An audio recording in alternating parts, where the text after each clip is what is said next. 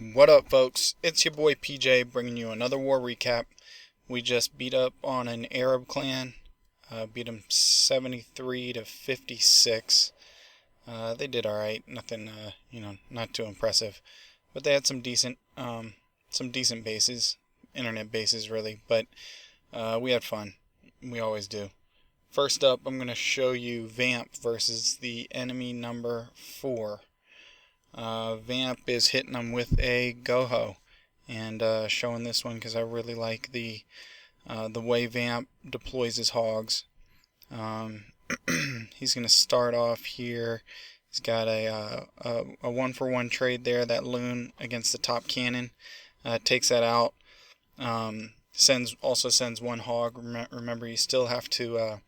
Especially nowadays with so many loons in the clan castles, you always have to make sure you have a ground troop in there. So he gets a CC lure with his loon and one hog.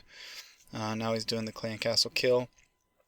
He's got a couple witches down there and the archer queen, a wizard or two. And they're gonna make pretty short work of that dragon and the loons. 2 golems going down. They're going straight into that mortar and a jump spell to open up the middle. Barbarian King is going to lock onto the Archer Queen here in a second. It's kind of a natural funnel there, so heroes and all those skeletons are going to funnel into the middle. And then here in a second, he will start his hog deploy. There they go. 3 coming in on that cannon. A couple more split off. He's got he's just sprinkling them around, typical surgical hog style, and he knows that. These Teslas and bombs there, he's dropping a heal on each one as they come up. Heals his hogs back up, and they circle around. They're all going to join up here on the bottom left side under his last heal. Here in a second, couple trailers, and then they'll move on to that last Tesla. And at that point, that really being the last defense up. Oh, actually, I forgot his Archer Queen takes that out. Anyway, there's one more bomb there, which isn't great, but since there's really no more work for the rest of his hogs to do, it's okay for them to have minimal health. They turn around, take out any trailing skeletons, and has a ton for cleanup. Good job, Vamp. Next up, Chris versus number 7. Chris is bringing a GoVaHo. This one comes down to the wire, but notice that he does not have his Barbarian King. So very impressive. Pretty high level, almost max walls, and heroes there in the teens. So to be able to 3-star this one without his Barbarian King is impressive. He takes advantage of there being no air coverage there on the right side. Just sprinkles minions all the way around that wall. He's making a nice big funnel for his Valks. He has one healer there to help that golem and help his Archer Queen deal with the clan castle dragon, which they do take him down. And now his Valks are pouring their way in. They're gonna work that middle moat area, hopefully detonate any giant bombs, and now he's starting to send his hogs in. Right now he's just targeting a couple defenses that are being tanked for by the Valks, and now the rest of his hogs are coming in. Sending a bunch in from the left side. See, I got a couple more coming in from the right side, and heals there to help the troops deal with those those quad Teslas. He helps his cause with the quad Teslas by coming in, kind of flanking them on either side, so that all 4 don't lock onto, one hog or one group of hogs at once, because they can really wreck hogs even under heal. So at this point, the hogs are petering out, but he still has some Valks up, and he still has his queen who hasn't used her ability yet. And I'm gonna speed this up a little bit here in a second, but basically he has just enough to get the 3-star, which you really can't ask for anything more going into battle without your Barbarian King. There goes the 3-star. Awesome job, Chris. Great game plan. Next up, we'll check out Truckwreck versus number 9. Trek is bringing a GoHo. And let's see here. He's going to start It's got troops there at the bottom. One hog rider coming in to take out that cannon and set off a double bomb set right there. Gets the clan castle lore. A hound in the clan castle. So he's gonna bring the hound over here and deal with it with with witches and archer queen. I'll give that a little second to develop. Let's see here. So archer queen is locked onto the hound.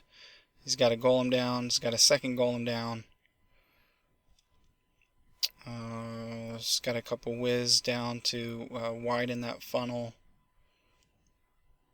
And hound pops. Now his troops are going to deal with those little pups, and he'll start the main part of his attack. Where's he going? Okay, jump spell there in the middle. He's got the golem starting to move in. His wizards have cleared out those trash buildings and have locked onto a couple of those perimeter defenses, which is good.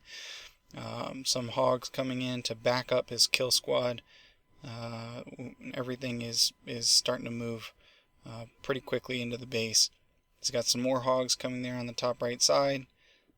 Heal down for them. They're dealing with a lot of damage, but the heal, there's quad Teslas. A lot of action going on there in the middle. I think he'll drop his next heal here in a second. There it goes. They've dealt with 2 of the Teslas. They're moving on to the other 2, and he saved those. He smartly saved those hogs to go in and take out those point defenses on the middle. I'm sorry, on the perimeter. That's the advantage of doing the surgical thing. You wait until those perimeter defenses are targeting your hogs that are under heal. So basically you have hogs tanking for other hogs, and you can send hogs in to take out those outlying point defenses that can really do damage to your hogs as they're slowly moving their way through the base. So at this point, all the defenses are down. Still has a ton of troops of his original kill squad. Both heroes up. And there's the 3-star. Awesome job. Awesome job. Next up, Anarchist versus 13.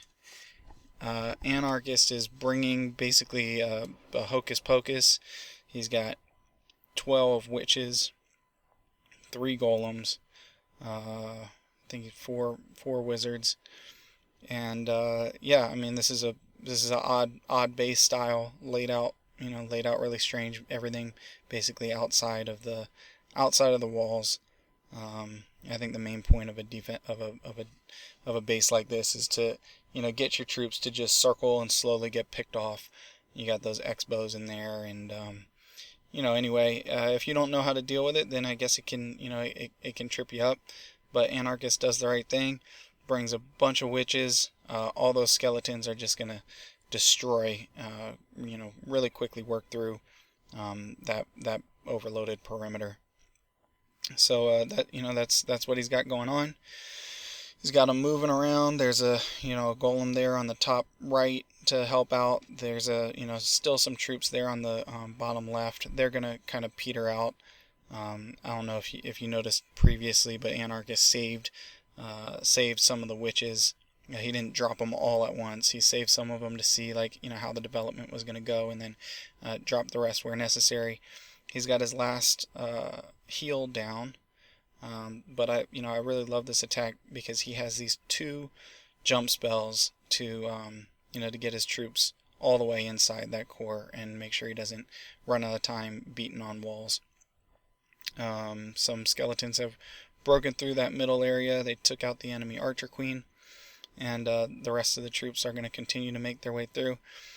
And here in a second, you're going to see some really phenomenal jump placement. A jump can cover 7 spaces. It doesn't. Most people get nervous if you're having to jump over more than 4, really more than 3. Most people. You see there in the bottom left, that first section. That's an easy jump, but jumping all the way to the X-bow, that's what Anarchist is going to accomplish here. And there goes the jump. You see it connects all the way across. And his troops move straight in. He didn't, he still has one more jump, and there goes the second jump just to make sure that they get get into that town hall and are able to take out that last Tesla tower and Expo. So speed this up. You can tell this one's over. Still has a ton of troops left. Great job, Anarchist. Good game plan. Last up, we're going to show Zard versus 16.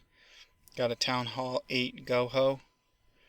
Zard's got, one golem, several wizards, some barch to deal with the clan castle, four wall breakers to let his golem in, get it a little bit closer inside the base. He was able to detonate a giant bomb while triggering the enemy clan castle, so nice trade there. He's got the enemy troops coming out. Got a couple witches down, clan castle witches. The skeletons, they work wonders for most stuff that comes out of the enemy clan castle. Dragons, wizards, loons. You see the enemy clan castle is down now. He's got his golem in. The rest of his kill squad kind of making their way toward the core. Some wall breakers to open things up. Got his Barbarian King down. He's going to funnel his way in. Perfect timing on that, that side wizard to take out that little trash building and complete the funnel. So now here go his hogs. Detonated another giant bomb. This guy has giant bombs on the perimeter. The goal there is to try and make the attacker use their heals early. Which it did, but Zard has planned for it. He already took out one. He knows he only has two to deal with, and he took one there on the early part of the attack. There he sends one more sacrificial hog there as the rest of his hogs get closer to that last Tesla and giant bomb. Detonates it. Last heal is down. Only a couple defenses left, and still plenty of hogs to deal with that. He's got cleanup troops, got a couple wizards sprinkled around to take out those corner buildings, and now it's just cleanup. And speed it up. Almost done. He's probably has 10 hogs left. Oh, lost a few to spring traps, but no problem. There goes the 3-star. Awesome job, everybody at PWC, and I'll see you next time for the next war recap.